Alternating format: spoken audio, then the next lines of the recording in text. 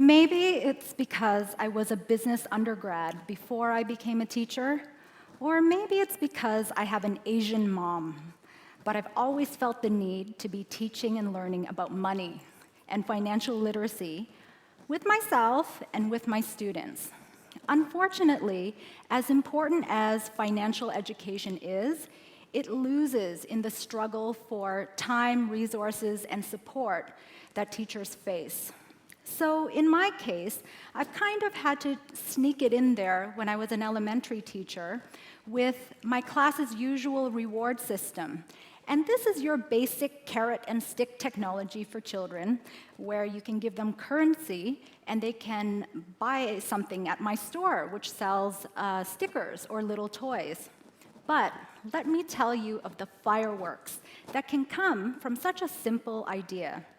Kids do so much more than just count or calculate correct change. They become entrepreneurs, and they set up competing businesses to mine. They learn how to split profits with business partners and hire staff and lobby for higher wages. They even contemplate counterfeiting. And they set up banking systems when they perceive that their growing piles of cash requires better management. And I've seen this with elementary-aged students. So you can imagine that an exercise done like this every school year until students graduate would surely help solidify a nice foundation for financial literacy. Yet, in the US, for example, fewer than half of all high schools require any type of finance or economics course in order to graduate. And this at a time when financial illiteracy is a pandemic in our world, including the developed world. So in the 1 year that I get to have with my classroom, I have managed to see them even philosophize about what money means to them.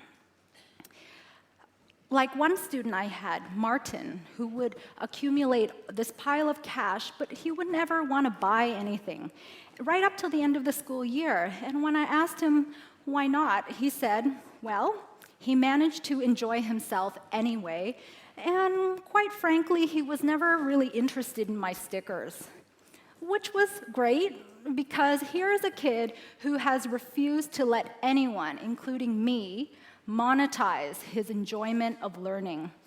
And consumerism did not factor in his happiness as a 9-year-old.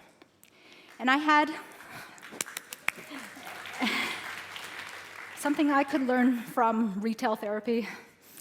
And I had another student in the awkward position of having lost a box of cash containing the wealth of 7 of his classmates. And there was drama because they all accused him of embezzling their money. Well, I'm not going to name him, but we had to sit this one down and talk it out because we had to realize that this was horrible, but at least it was just a game at school. And we would have never been able to take the money with us anyway once the school year ended.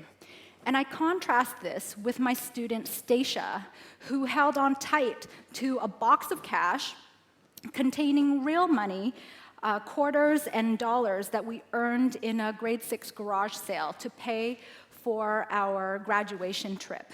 And she knew how important this would be for our class, which lived in a particular socioeconomic situation.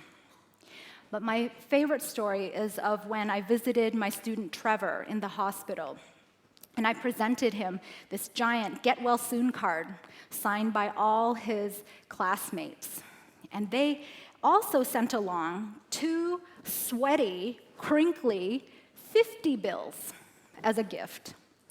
And he received this fake money so preciously, like, and that's because in our simple economy, this could only represent at least 2 weeks of 25 students doing their work on time, not fighting, lining up, doing everything right, all for him. And he knew exactly what that meant.